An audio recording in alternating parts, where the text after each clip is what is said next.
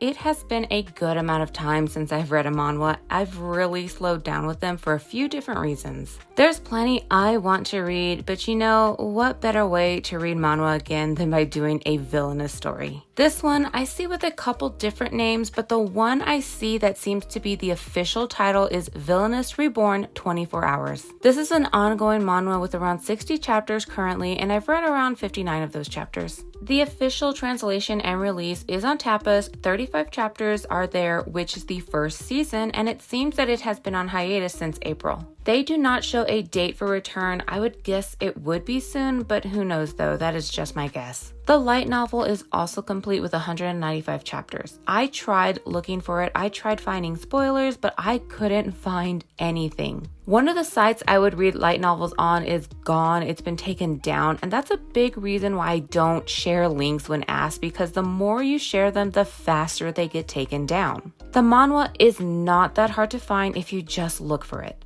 I will say though, I am pretty surprised the light novel isn't also on Tapas, as they do have a novel section. So just the most basic of summaries, this is the main character. She is a high-ranking officer of one country. She does end up dying and wakes up in the body of a young woman from the enemy nation who is known as a half-wit who recently passed away. Now, she has 2 years to find love or she will die once again. I am not sure where the 24 hours comes in. Someone who knows can tell me, but reading this, there wasn't really anything that I noticed. The only thing that I can think of it may refer to is that the body she now inhabits may have died the previous day. As for the love interests, there's 3, and her previous self knew all of them in some way, giving that obstacle of falling in love. You've got the one she's aiming for with a much kinder personality, but he sees her as a child. Then you have the obsessive male love interest, and lastly, the bloodthirsty emperor. Personally, he's the one that I want her to end up with the most because I love a good toxic fantasy romance, and I also love a good enemies to lovers who hurt you trope. I will eat that up every single time. Of course, reading comments, I am for sure in the minority with that. In terms of the story, I think it's just fine. It's not one that I am super in love with though. It's got great ratings and a lot of people really like it, but for me, there is something about it I didn't like, but for the life of me, I cannot name it. Obviously, I enjoyed it. I read almost 60 chapters of it, but there's just something about it I didn't think was good. No clue what it is though. I'll give a little more details about the setup for the story, so if you don't want to be spoiled, go ahead and end the video now. Anyway, the nation the main character is from is one that is known for crime, known for a lot of underhanded people and dealings. In battle, she does die and then wakes up in a coffin where she can hear people talking badly about a person. She does figure out it is not about her, but about the body she is now inhabiting. After a few days, a window pops up in front of her and she is greeted by a demon who lets her know what is happening. The previous owner of her body tried to summon a demon to grant her wish of love.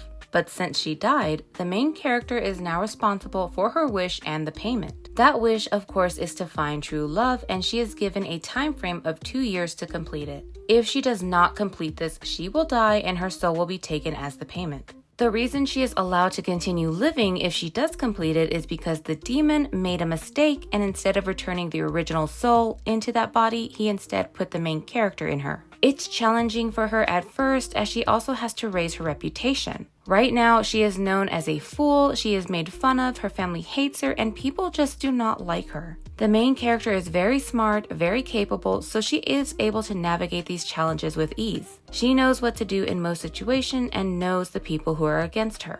What's also difficult is the male targets for her are men she knew in her past life. Personally, I don't know why she called them all enemies. It really seems like only one was an enemy, but you know, whatever. There's the merchant who helped save her when she was young. This is who she is trying for, but he does have history with the original body's owner. The next one is the Magic Tower leader. She infiltrated the tower when he was a boy and trained him while she was spying. Even in the new body, he knows who she is, so he is giving her the most help right now. The issue for her with him is that he is obsessed with her. He claims to love her, but it's not really love. Last is the Emperor. These two were in fact enemies, but he clearly had some admiration for her. He is the type of male lead that is quick to draw his sword, people fear him because he is ready to end lives, and he is the one giving the main character the most issues. The other two male leads are much easier for her to interact with, so the enemy's dynamic is admittedly much more interesting to me. I will say though, for a story that is about falling in love, there really isn't much romance. So should you give it a read? Yeah, definitely. Even though it's not really a villainous story, there's still the element of the main character having to change others' opinions of her. The relationship with the three male leads also has a mix of different dynamics with the kindness, obsession, and danger, even though the romance really does take a backseat. If you're looking for a more light take on the villainous reincarnation story with a more strategic lead, this one would definitely be worth giving a chance to. Anyway, thank you for watching this video. Check out the description for links to this model and any images used. Okay, bye.